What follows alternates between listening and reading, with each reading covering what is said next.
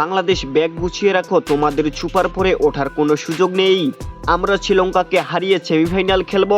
সংবাদ সম্মেলনে এসে কেমন কথা বললেন আফগানিস্তানের অধিনায়ক রশিদ খান।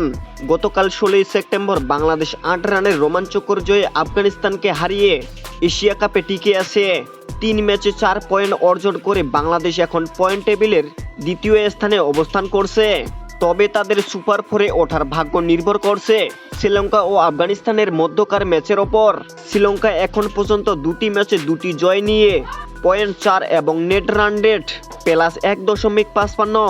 অন্যদিকে বাংলাদেশের নেট রান রেট -0.27 এবং আফগানিস্তানের নেট রান রেট +2.15।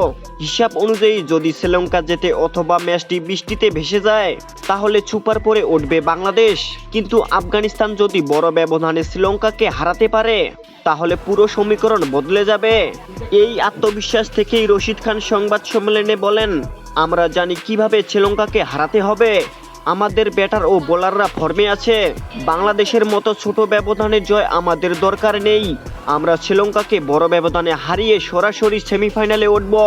বাংলাদেশের ব্যাগ গুছিয়ে রাখাই ভালো। রশিদ খানের এই মন্তব্য মাঠের লড়াইয়ে কতটা প্রভাব ফেলবে? আফগানিস্তান কি সত্যি শ্রীলঙ্কাকে হারিয়ে বাংলাদেশকে বিদায় করে দিতে পারবে, নাকি এই কটাক্ষ টাইগার ভক্তদের জন্য হয়ে উঠবে নতুন অনুপ্রেরণা?